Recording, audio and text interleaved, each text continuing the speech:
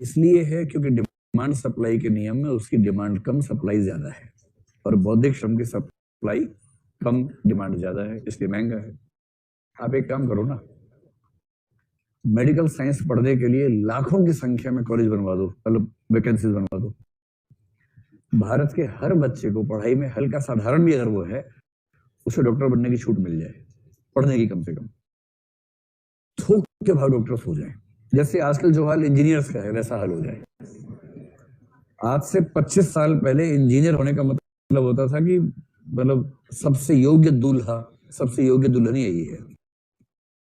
आप में से कितने बच्चे इंजीनियर से, खड़ा कर भाई देख ले एक बार। हाँ, 25 साल पहले बड़ा क्रेज था इंजीनियर्स का। दूल्हों के बाजार में सबसे महंगा दूल्हा होता था इंजीनियर। अब जो हालत है ना, अब वैसी हो गई है कि कोई बोले क्या करते हो, इंजीनियर। अच्छा अच्छा, करते क्या हो? आजकल हालत ये हो गई है, इंजीनियर तो हो पर करते क्या हो, ऐसी हालत है। क्योंकि इतने इंस्टीट्यूट्स हो गए और पढ़ाई हो ना हो, मतलब मेरा तो आईआईटी बड़ी बड़ी आस्था थी पहले, वो भी खत्म हो गई हाल में। मॉक इंटरव्यूज में हर साल आईआईटी के बहुत सारे बच्चे आते हैं, इंग्लिश मीडियम में भी हिंदी में भी। 10 में से 5 से बात करके आईआईटी के प्रति आस्था खत्म हो जाती है मेरी। इंजीनियरिंग को लेकर तो पहले खत्म हो गई थी। मैं ऐसे 3-4 इंजीनियर से मिला हूं जिनसे मिलकर मुझे भरोसा है कि मैं भी कर सकता था। तो कंप्यूटर इंजीनियर है और मैं कंप्यूटर पे लेमैन वाला सवाल पूछ रहा हूं, वो नहीं बता पा रहा है, और वो बीटेक कंप्यूटर इंजीनियरिंग में है। तो इससे मुझे ये भरोसा हो गया कि जैसी पढ़ाई आर्ट्स में होती है वैसी इंजीनियरिंग में भी होती है। देश एक ही है, रंग अलग पंथ अलग, लेकिन देश एक है। इस मामले में, लेवल्स के मामले में एक ही। अगला है डिग्निटी ऑफ लेबर, यानी श्रम की गरिमा। उन बच्चों को बचपन से अभ्यास करवा देना है कि फिजिकल लेबर जो है, श्रम है, वो अच्छी बात है, बुरी बात नहीं है। श्रम करते रहना है। आजकल एक कंसेप्ट चल रहा है, इस बार के आईएएस के बच्चों ने अपनी हॉबी में लिखा है प्लॉगिंग। बहुत सारे बच्चों ने प्लॉगिंग लिखा है। ये नरेंद्र मोदी बड़े कमाल की आदमी है, लेकिन कुछ भी कहो, इस आदमी को ये पता है प्रसिद्ध कैसे लगातार हो सकता है आदमी। हर सेकंड ने कुछ ऐसा कर देना कि और प्रसिद्ध हो जाए।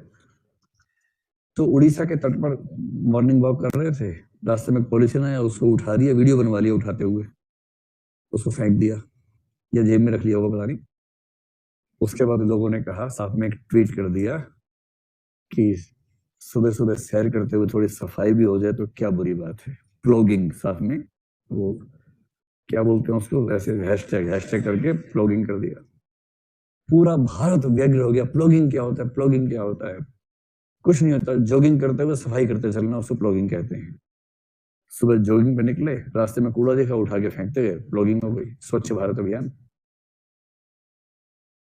और उसके बाद से आईएएस के बच्चे हो गए प्लॉगिंग। मैं सुबह सुबह जाता हूँ, सफाई करके आता हूँ, दिन भर कूड़ा फैलाता हूँ, सुबह सुबह सफाई करके आता हूँ।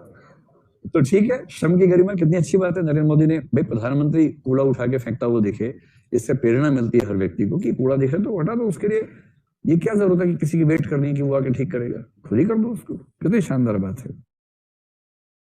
और सामाजिक जागरूकता में अपने धर्म, अपनी संस्कृति, अपनी परंपरा की जागरूकता भी जरूरी है। इसलिए महात्मा गांधी ये भी कहते हैं कि बच्चों को उनके धर्म की शिक्षा दी जानी चाहिए। वो धर्मनिरपेक्ष टाइप के आदमी है भी तो नहीं, उनको सर्वधर्म संभाव अच्छा लगता, संभाव अच्छा लगता है, तो उनको कोई दिक्कत उसमें है भी नहीं। और अंतिम बात है, शिक्षा ऐसी हो कि प्रकृति के साथ भी बच्चों का सहयोग जुड़े, प्रकृति भी उसका हिस्सा बने। इस मामले में सबसे अच्छा मॉडल कौन दे गए हैं? रविन्द्रनाथ टैगोर। उनका जो शांति निकेतन है, उसमें क्लास रूम्स की जगह पेड़ के नीचे क्लास होती थी। एकदम पेड़ है, पक्षी चहचहा रहे हैं, वहां क्लास चल रही है, बच्चे प्रकृति के बीच में बैठ के क्लास करते थे।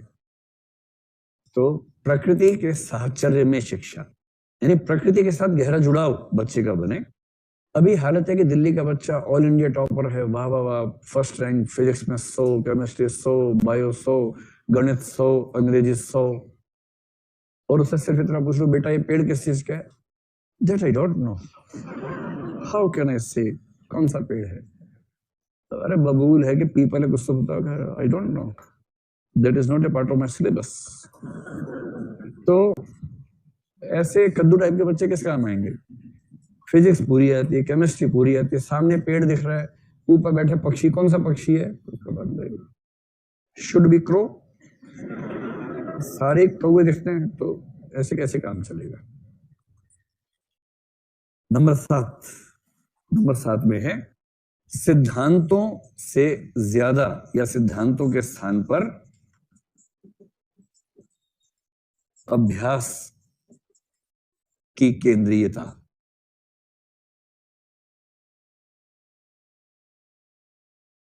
सिद्धांतों के स्थान पर अभ्यास की केंद्रीयता। अभ्यास केंद्र में प्रैक्टिस बेस्ड एजुकेशन होनी चाहिए, थ्योरेटिकल एजुकेशन का बहुत महत्व नहीं है।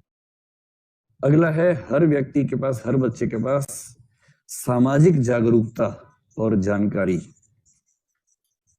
उसे अपने समाज के बारे में चीजें ठीक से पता होनी चाहिए, समाज का ज्ञान होना चाहिए।